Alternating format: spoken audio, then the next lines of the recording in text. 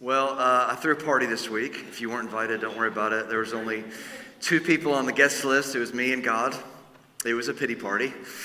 And it's weird because, seriously, so many good things happening in my life right now. So many good things happening around my life right now. And yet this week was a lot of complaining, a lot of whining to the Lord. He can handle that. I'm not worried about that.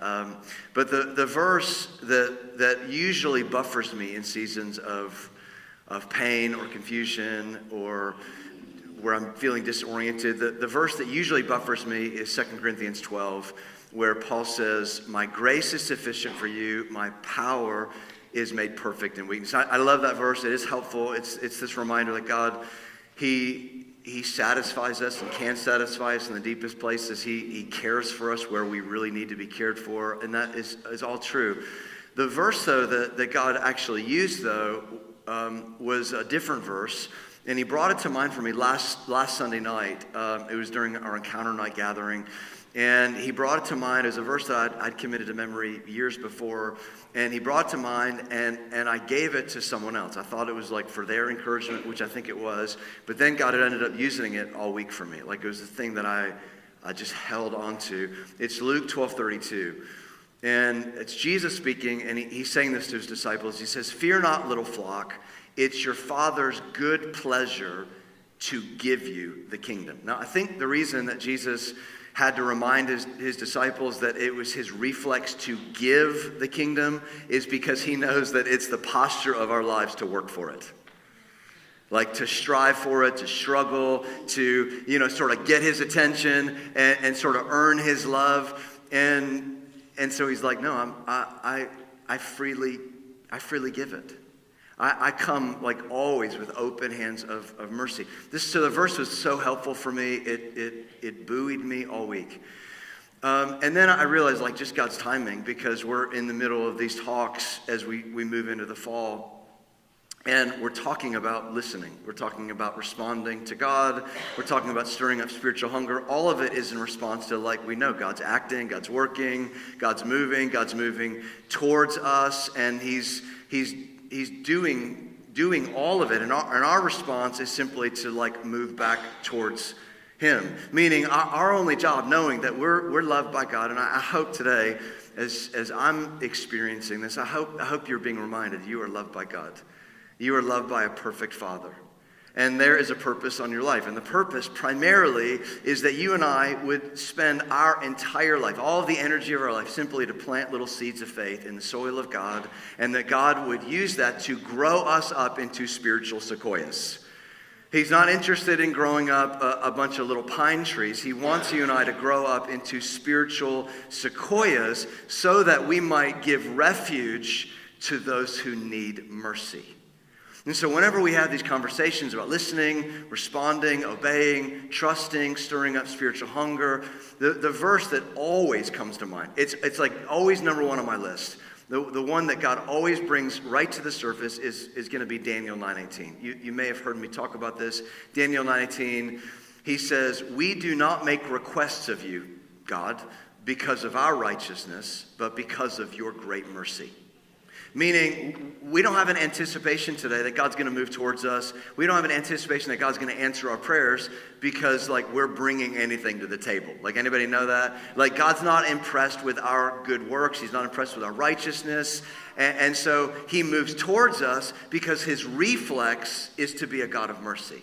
His reflex is to move towards us with open hands, filled with an abundance of mercy towards you. Now, the backside of this is to be reminded He's also a judge. He's not just mercy. He's a full-orbed creator. He's a God of judgment.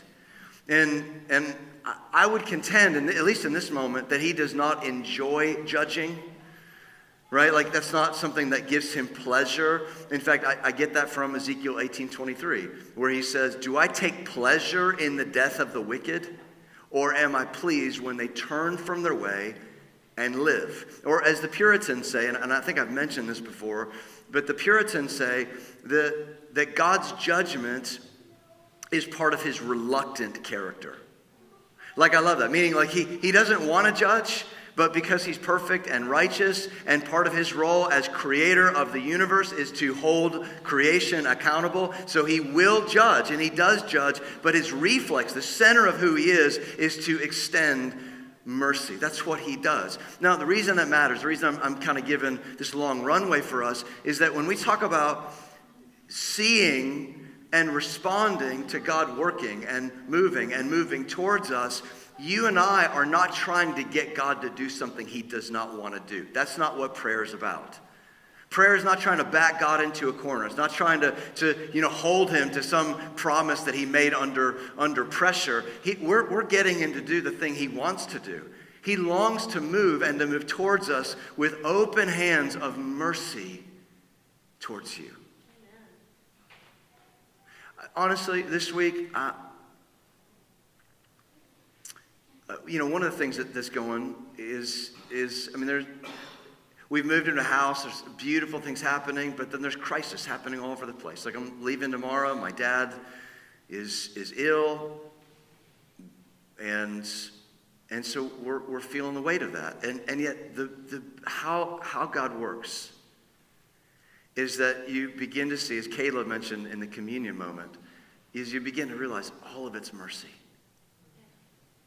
All of this is mercy. Like my heart beating right now, it's mercy. The fact that you got to the building today unscathed is mercy. I'm married 26 plus years, not because I'm amazing, I promise. It's just mercies. It's mercies. It's mercies. All of it's mercy. And so everything that's in your life right now, every moment that you go, this is beautiful, and every moment that is insanely painful, if you look close enough, it's the fingerprints of mercy over all of it. Some of you know I grew up in a non-religious Jewish family, got saved in high school, which means like Jesus invaded my life. Jesus turned my life upside down in the most profound, beautiful way. Got connected to First Baptist Church Pompano Beach, so way down South Florida. And when I began to pray, like as a Christian, like I'm a new convert, I realized like the way I prayed was actually exactly the way I prayed when I was not a Christian. Because don't be mistaken, like non-Christians pray too, right? Like they don't know who they're praying to exactly. They don't have a clear definition. But like I was praying mostly in response, right? Like because there's a homing beacon in every one of us, right? It's Ecclesiastes 3. He's made everything beautiful as time. He set eternity in the hearts of men, yet they cannot fathom. So even non-Christians are praying. They know there's something there. And so I'm praying in high school, and I'm praying mostly the way that I prayed before, where I'm like, God, help me with this test. Like I did not study, right? Please let me get a girlfriend, or God, please help me keep a girlfriend, right? So a lot of it's like praying into, ninth grade crisis. And then I'm going to this church, amazing group of men and women, and at this time in their history, they would have a midweek prayer service. And if you've ever been to a Baptist prayer service, like if you've been to one, you've been to all, okay? And I'm not casting shade on that, but they're kind of the same, right? Not that I've been to all of them, but I've been to my fair share. And what I mean is like it's typically going to be older men and women. And these are people that are usually very sober about the Lord. And the reason is they've had 50 years of confidence. They've had 50 years to see the faithfulness of God. And so they're like, yeah, we're going to come and we're going to pray because we know God answers. But here's usually the one thing that you can kind of take to the bank. The Baptist prayer meetings, they're very systematic. They're lists. Like, you've ever been to one where it's just a list, and they're coming in, and it's like, God, number one, Susie May, we've been praying for Susie May for, 2.5 years. She's got bunions. Lord, bunions are from the devil, and so would you just heal Susie May, and she needs comfort, and we're going to keep asking until you answer. Number two, Lord, we've been asking for Earl. Earl's been trying to get to Missouri to visit his grandkids. He needs the money to go, so would you provide for him? Lord, we're praying for JoJo. He's been taking the GRE the last 2 years. He needs 3 more points on the score to get into grad school. So help him. Give him the intellect he needs. Give him, better study habits. Lord, here's 42 unspokens. We're not sure why they didn't say what they needed, but God, you know what they need. And then, Lord, for all of our missionaries, they're, among the unreached people groups. So would you give them power of the gospel, power of your spirit? Let them say the right things so people would come alive by your grace. Amen. Praise the Lord. That's the meeting, right? Am I the only one? Okay. So let me ask you, is that good, what happens there? Yeah, the answer is yes. Like, there's something beautiful and profound in meetings like that. But is there more? Yes. In fact, I remember a book that early in my Christian formation, I've gone back to it many, many times, is written by a Catholic priest, a guy named Brother Lawrence. And it's now a Christian classic. In fact, I think a couple people were even reading it in the house. But it's a book called Practicing the Presence of God. In fact, I would get you to read it. You should buy it. It's 100 pages. It's worth your time. And the whole book is about him making the ambition of his life to just be aware of what God's doing. He's like, I just want to know what God's doing. I know God's moving. I know he's acting. I know he's moving towards me. I know he's spreading out mercies, 10,000 places I don't see. I just want to be aware of it. So whether I'm scrubbing pots and pans or whether I'm in the chapel praying, same thing. I just want to be aware so that I can join him with what he's doing, where he's working. I just want to be there. And I would say, as it relates to today at least, and in this series of talks, it's the awareness is the key. Awareness is the key. Now, the reason I say today, because clearly there are so many components of prayer and responding. There's a component of intercession. We're not even talking about intercession during this season. But intercession would be like a Luke 18, where you've got this widow who is just like pounding on the door of this wicked judge, and she's like, I'm not leaving until the door is open. Right? I think that's Luke 18. And that would be intercession. That would be beautiful. But that's not what we're talking about. We're talking about primarily like, God, what are you doing right now? I want to have a kind of awareness so that my awareness of you will inform my behavior towards you in what you're doing around me. So let me say it this way. I would imagine most of us have had seasons where we're like, I know that God has made me for this, whatever this is. But for whatever reason, you continue to feel like that thing is just out of reach. Anybody have a season like that? You're like, I'm made for this. I can't get to it, though. And I would contend the primary reason for that is because that our awareness, our attention is being given to other things. Our awareness is not being set on heaven. Our awareness is not being set on like, God, what are you doing? Where are you at work?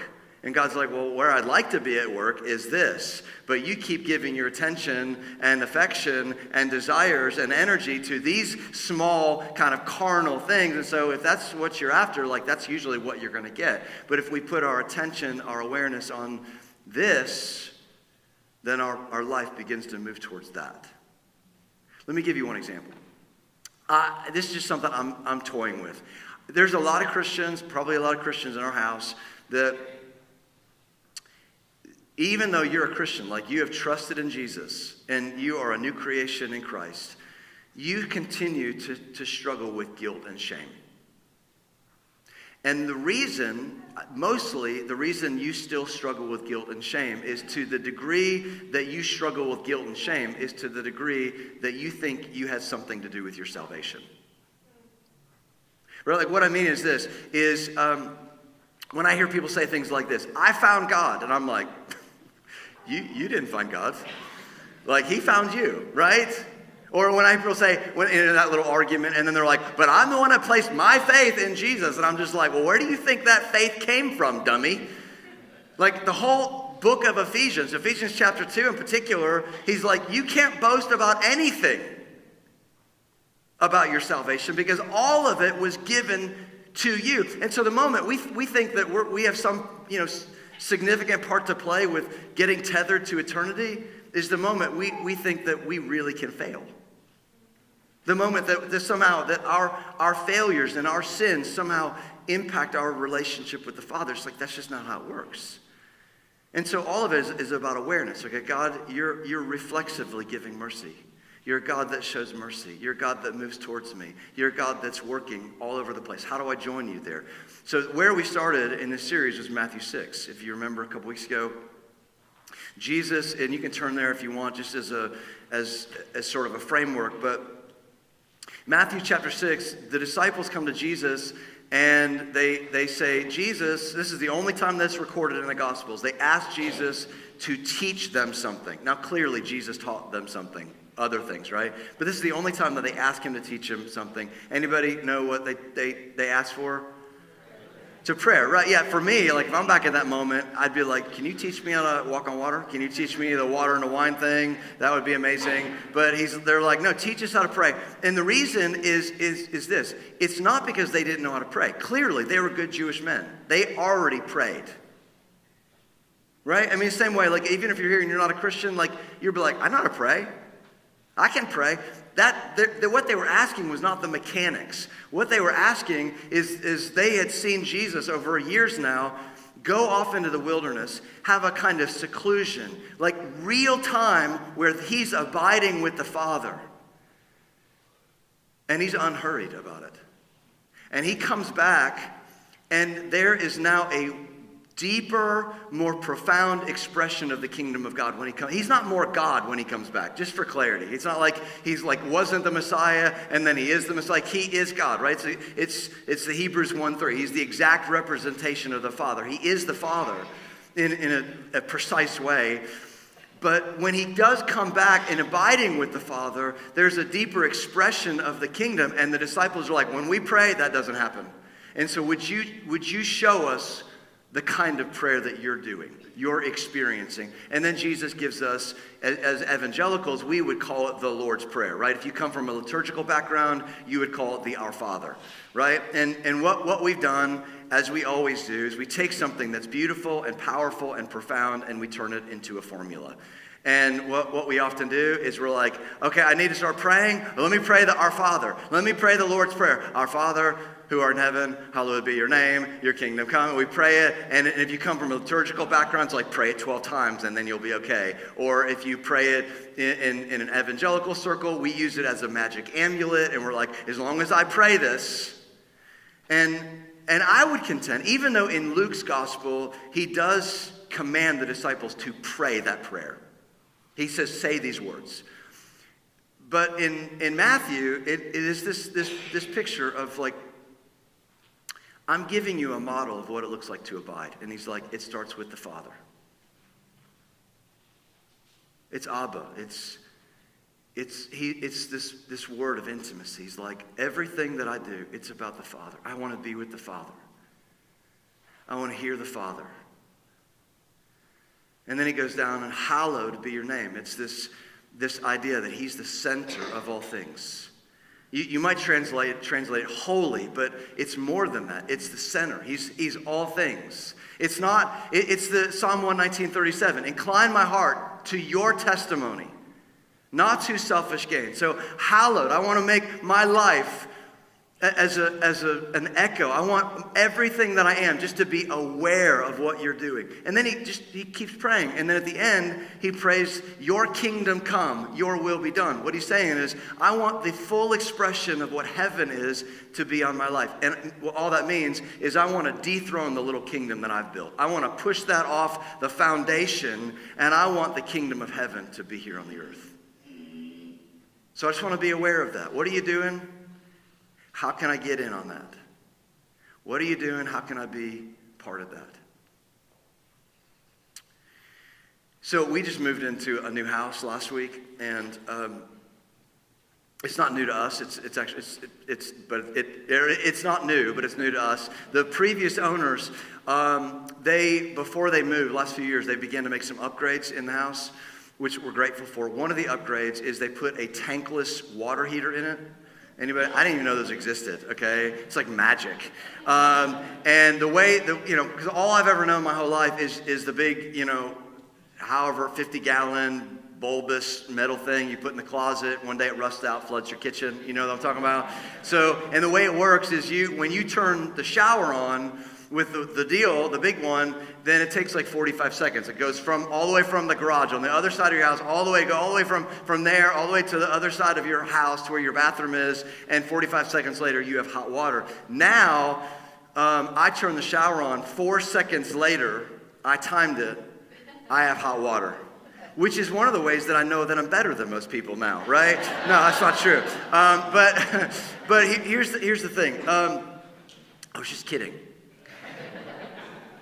I had a friend in high school named Aaron, and Aaron lived he had a 2-story house, and he had a bedroom, or he had a bathroom attached to his bedroom, and at night, he would turn the hot water on. Before he'd go to bed, he'd turn the hot water on in the tub, just like to stream hot water all night.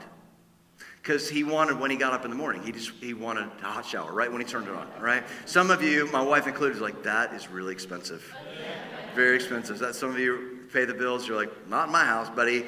But here's the thing. That is the picture of the life of abiding. It's the steady stream of hot water. It's not a lot. It's just a steady stream, just a little bit of hot water flowing into our life all the time. All the time. It's just like a constant tethering and awareness. I'm connected. I mean, so many of you, we think about the Christian life as hot and cold. And how do I get from cold to hot?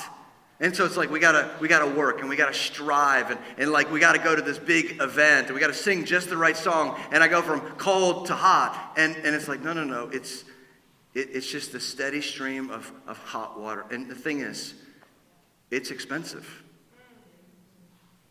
Like, make no mistake, it will cost you this life of abiding. This life of awareness, this life of being tethered all the time, of having one ear to heaven, one ear to the earth, one eye to our children on the baseball field, and another eye to like, God, what are you doing? I know you're always moving. You're always acting. You're always moving. You're always extending mercy in 10,000 places. Like, I just want to be part of that. This isn't like, okay, I've got my time, and then, God, you've got your time. Because that kind of attitude in the Christian life is a cold and hot. And it's this steady stream, just hot water flowing in. And for clarity, it cannot be. I know many of us, we pray. I've prayed this. Like, God, I just want a Niagara Falls of just hot water all my life, all the time. Listen, God knows that you and I cannot handle the Niagara Falls of grace all the time, because he knows you got to work.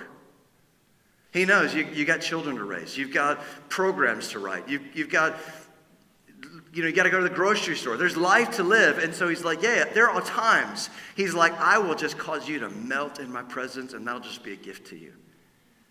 But then you got to get up, and you got to go to work.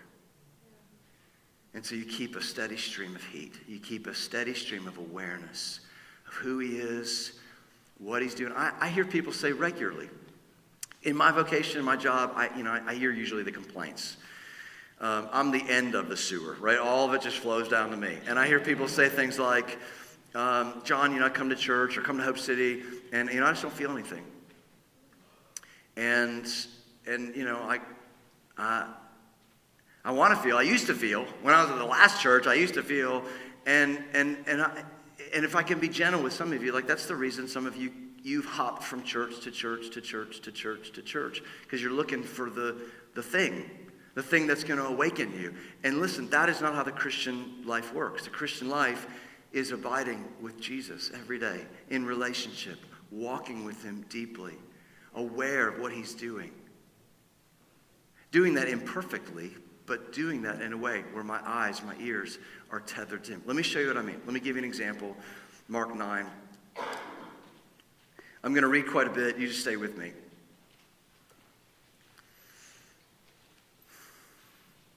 He says, someone from the crowd answered him, talking to Jesus. Teacher, I've brought my son to you, for he has a spirit that makes him mute. And whenever it seizes him, it throws him down, and he foams and grinds his teeth and becomes rigid. So I asked your disciples to cast out the demon, but they were not able to. And he answered them, O faithless generation, how long am I to be with you? How long am I to bear with you? Bring him to me. And they brought the boy to him, and when the spirit saw him, immediately it convulsed the boy. He fell on the ground and rolled about, foaming at the mouth. And Jesus asked his father, how long has this been happening to him? And he said, from childhood. And it has often cast him into fire and into water to destroy him. But if you can do anything, Jesus, have compassion on us and help us. And Jesus said to him, if you can, All things are possible for one who believes. Immediately the father of the child cried out and said, I believe, help my unbelief. And when Jesus saw that a crowd came running together, he rebuked the unclean spirit, saying, You mute and deaf spirit, I command you, come out of him, never enter him again. And after crying out and convulsing him terribly, it came out, and the boy was like a corpse, so that most of them said, He's dead. But Jesus took him by the hand and lifted him up, and he arose. And when he had entered the house, his disciples asked him privately, Why could we not cast the demon out? And he said to them, This kind of demon cannot be driven out by anything but prayer and fasting. Okay, so Mark is describing the story. If you're new to the Bible or new to church, Mark is not a disciple. He's not one of the original 12 disciples. He came later. His primary testimony was Peter. So you could really say this is Peter's gospel. So Peter's telling him the story, and he's writing it down. And the story is that this kid who has a demon, and it's tormenting the kid.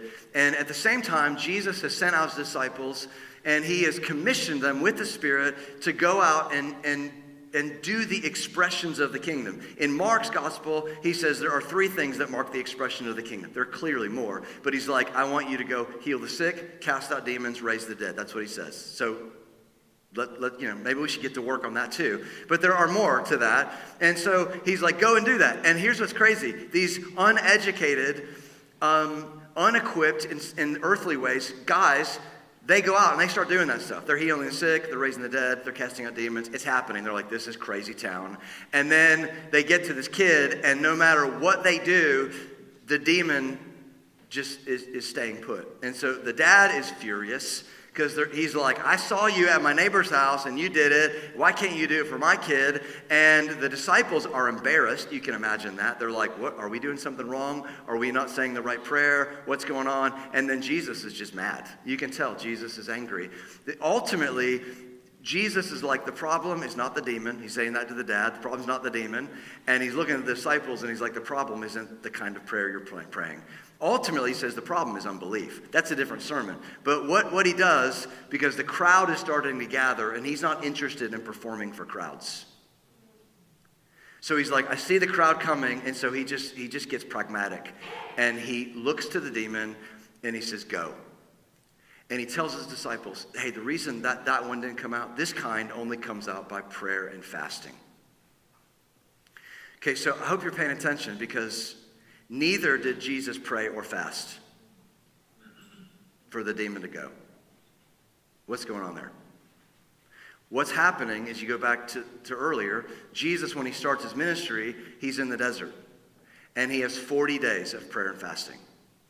He's 40 days of just being with the Father. 40 days of downloading the vision of what it means to be the incarnated Son of God on planet Earth. 40 days of just being with him, enjoying him, being satisfied by him, of saying, I have food that you don't know about. In fact, you can be satisfied by some food, but the food that I really need is the food of the Father. That's Matthew 4:4. So he's like, I'm just eating and I'm drinking to my full, fasting and praying. What you notice if you read that account, Jesus is not fasting for a problem. It's not bad to fast for a problem, by the way. It's not bad to pray and fast for a problem. We all do that, right? But what Jesus is doing is he's praying and fasting into a lifestyle. I want you to notice the difference. That's not what we do. Most of what we do is when we get serious about praying. I'm not saying you don't pray, but when we get serious about prayer, it's when crisis comes. It's when trouble is at our door, and then all of a sudden we're like, I'm about prayer. And hear me, that's okay. I need you to know, God is not standing there going, well, look who finally showed up. You know why? Because he's a God of mercy. He has open hands filled with mercy for you.